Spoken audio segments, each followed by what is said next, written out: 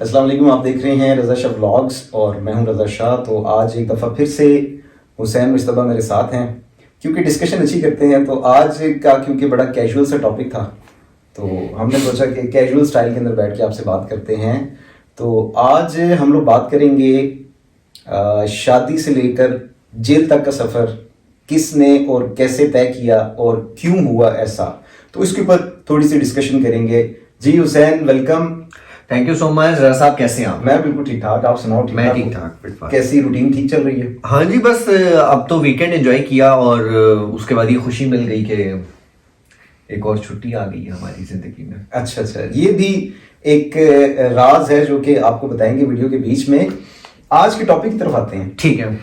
کیا آپ کو لگتا ہے کہ یہ جو آج کا ہمارا ٹاپک ہے کہ جی، جیسے کہ آج کا ٹاپک جس کے لیے آپ نے مجھے بلایا جس ڈسکشن پہ وہ یہ تھا کہ ایک بہت ہی مشہور یوٹیوبر جناب رجب بٹ صاحب جو ہیں وہ اپنی شادی کی تقریبات میں کافی مشغول نظر آئے ہیں کچھ دنوں کے اندر. انہوں نے اپنی شادی کو انجام دیا ہے اور اس شادی کا کوئی مطلب یہ کوئی عام بات یا ڈھکی چھپی بات نہیں ہے. سب اس سے بہت زیادہ متعارف ہیں کہ انہوں نے کس طرح اپنی شادی کی. ایک شاہی خاندان کی طرح انہوں نے اپنی شادی کی اور اس کے اندر کئی لوگ آئے جو ایک اعلیٰ پائے کے انفلوئنشل لوگ تھے. اس کے علاوہ کوئی یوٹیوبر ایسا نہیں تھا جو نہ ہو وہاں پر. پاکستان کے تمام ولاگرز، پاکستان کے تمام جو ہوسٹ تھے وہ آئے، نیوز میڈیا ایوری تھنگ. اور ان تقریبات کے اندر کافی کچھ ہوا. ان تقریبات میں کچھ ایسا بھی ہوا جو عام شادیوں میں نہیں ہوتا، جیسے کہ ایک شیر کا تحفے میں آنا. ہاں، اور اس کے بعد ایک اور چیز کا تحفے میں ایک اور ایسی چیز جس کو مطلب منظر عام پہ نہیں آنا چاہیے. دیکھیں، ایک ایسی کام جو ایک ایسی حرکت ہوتی ہے نا، وہ کہتے ہیں نا وہ ہمارا چھوٹی سی حرکت جو ہوتی ہے نا وہ ہم تو کر جاتے ہیں لیکن بعد میں اس کا جو پچھتاوا ہے وہ کافی دیر تک رہتا ہے. تو دیکھیں، ایک ایسا اسلحہ جس کو ایسالٹ رائفل کہا جاتا ہے جو کہ پاکستان پروبیشن بور کے اندر آتی ہے، اس کو آپ نمائش نہیں کرنی چاہیے. آپ کی تقریبات بہت اچھی چل رہی تھی اور ہماری دعائیں ہیں کہ آپ کو اسی طرح ترقی ملتی رہے. آپ ایک بہت ہی ترقی پسند انسان ہیں اور آپ ترقی کر بھی رہے ہیں، لیکن آپ کے کچھ ایسے ایکٹ جو شادی کے اندر ہوئے، لائسنس کے بغیر شیئر کو ایکسیپٹ کرنا ہی نہیں چاہیے تھا، اور اگر آپ نے کیا ہی تھا تو آپ اس کو ویڈیو میں نہ لاتے. دوسرا، اگر آپ نے اسلحے کو ایکسیپٹ کیا تھا ایز اے گفٹ، ویسے تو یہ کوئی گفٹ بنتا نہیں ہے. مطلب رضا صاحب اگر میں آپ کو ایک اسلحہ گفٹ کروں تو میرا خیال ہے آپ مجھے اس چیز کو ڈینائی کر دینا چاہیے تو زیادہ بہتر ہے. ایسے انسان سے بھی انسان کو معافی مانگنی چاہیے اس طرح کا آپ کو گفٹ دے. سب سے پہلے اس کو کہے کہ بھائی آپ ایسا کریں کہ آپ معذرت میں آپ سے کرتا ہوں کہ آپ میرے ایونٹ میں آئے کیوں ہیں. اور دوسرا، ایسے گفٹ سے بھی معذرت کر لینی چاہیے. بالکل، کیونکہ دیکھیں اگر آپ ایک ایسی چیز دے رہے ہیں جس سے اگلے بندے نے کل کو مسئلے میں پھنس جانا تو یہ کوئی گفٹ نہیں ہے. یہ تو الٹا آپ اس کو اوپر ایک لائبلٹی ڈال رہے ہو کہ یار یہ تم تحفہ سمجھ کے رکھ لو اور بعد میں جو پھنسنا ہے وہ تو تم نہیں پھنسنا ہے. میرا اچھا، میرا خیال ہے آپ لوگوں نے بھی وہ کلپ دیکھا ہوگا جس کلپ کے اندر یہ ریویل ہوا ہے کہ باکس کے اندر ہے کیا. تو میرا خیال ہے کہ بڑی حد تک وہاں پر چھپ جانا تھا. اگر کیمرہ وہ اس کے ایک دوست کے اوپر نہ آتا تو دوست اس کو منہ سے سگنل بنا دیتا کہ یہ کیا چیز ہے.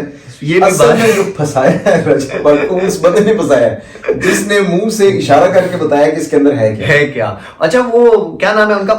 ان صاحب کا نام ہے ڈوگر صاحب ہے کوئی، ان کے اچھے خاصے عزیز ہیں. اور انہوں نے نا ان کی ویسے تو چھپ گیا تھا سب کچھ نہیں پتا چلا. وہ سوٹ کیس تھا، انہوں نے کھول کے دکھایا تو جیسے ہی وہ اس بندے کی طرف کیمرہ گیا نا تو وہ اس طرح کا اشارہ کر رہا. تو پوری دنیا، انڈیا، پاکستان، امریکہ، کینیڈا، ہر جگہ پہ یہ شادی دیکھی جا رہی ہے اس ٹائم. پوری دنیا کی نظریں اس پہ. اور آپ یہ دیکھیں کہ آپ صرف ہر کسی کے چاہنے والے نہیں ہیں، بہت لوگ آپ سے نفرت بھی کرتے ہیں، بہت لوگ آپ کی دشمنی بھی پالتے ہوں گے. ان لوگوں نے پھر آپ کو بدلہ لینے کا موقع مل گیا اور انہوں نے آپ کے اوپر کرایا FIR، جس کے بعد آپ کے گھر پہ ہوئی ریڈ اور صاحب کو اریسٹ کر لیا گیا. اب اس کا ولیمہ ہو گیا تھا؟ جی، ان کا ولیمہ جمعے کو ہوا ہے. اچھا. اور آج ہم جس روز ویڈیو بنا رہے ہیں یہ ولیمے سے 2 دن بعد ہے. تو ولیمہ ان کا ہو گیا تھا. تو ولیمے کے اب کچھ بعد کے لمحے تھے جن میں ان کو گرفتار کر لیا گیا. مطلب ایک روز ہی گزرا تھا تو ابھی ان کو گرفتار کر لیا گیا. ابھی وہ جیل میں ہی ہے، لاہور کے لوکل جیل میں ہے. اور اب اس کے اوپر بات نہیں کریں گے کہ اس کی شادی کے اوپر کیا کیا ہوا، ڈالرز گرائے گئے، اس کے بعد رسمیں ہوئیں. ٹھیک ہے، جو میں یہ سمجھتا ہوں جو افورڈ کرتا ہے وہ کر لے، کیونکہ بہت سے ایسے پوائنٹ آف ویوز ہمارے سامنے آ رہے ہیں کہ لوگ کہہ رہے ہیں کہ اتنا پیسہ شادی کے اوپر اڑانے کا کیا مقصد تھا، غریبوں کو دے دیتے.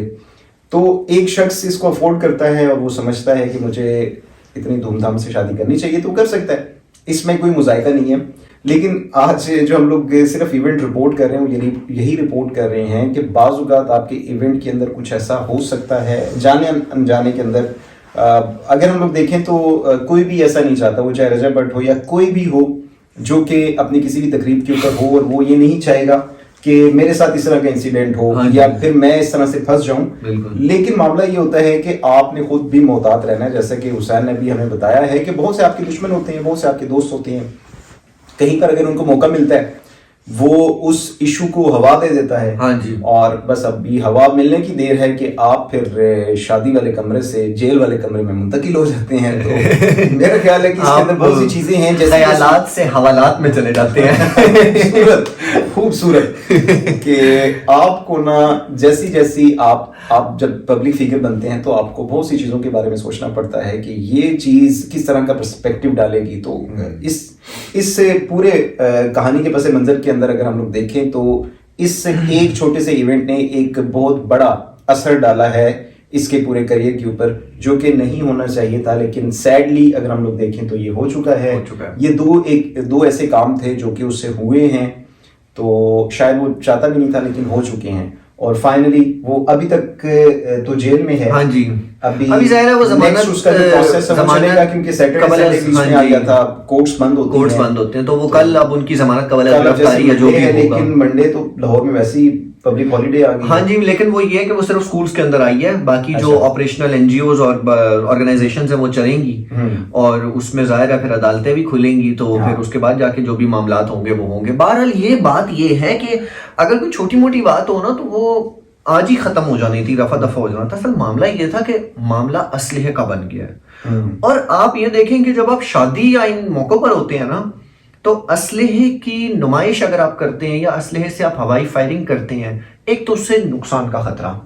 کئی شادیوں میں ہم نے دیکھا ہے فائر لگ بھی گیا لوگوں کو، لوگ مرے بھی ہیں. تو آپ نے یہ بھی خیال رکھنا ہوتا ہے. اب وہ چاہے اب وہ رجب بٹ ہیں یا جو بھی ہیں، وہ اس ٹائم قانون سے نہیں بھاگ سکیں گے کیونکہ میڈیا ان کے پیچھے ہے.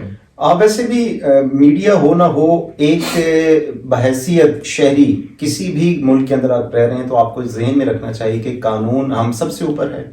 ہم سب کو قانون کو فالو کرنا چاہیے ہر حال میں. اسٹیٹ بڑی ہے، قانون بڑا ہے اور ہم سب لوگ اس کے تابع ہیں، ہم اس کے انڈر آتے ہیں. جب تک ہم لوگ ان چیزوں کو ایکسیپٹ نہیں کریں گے تب تک اس طرح کے جو قصے ہیں، کہانیاں ہیں، ہم ان کا شکار ہوتے رہیں گے. اس طرح کے ایونٹس کا ہم شکار ہوتے رہیں گے. تو اس وجہ سے ہمیں قانون کو بڑا سمجھنا ہے، اسٹیٹ کو بڑا سمجھنا ہے اور اس کے لاگو کردہ قوانین کو ماننا ہے. بالکل. دیکھیں کچھ جانور ہوتے ہیں جیسے پرندے ہو گئے، کبوتر ہو گیا، وہ لوگ اگر آپ کے پاس رہ بھی رہے ہیں تو وہ محفوظ ہیں.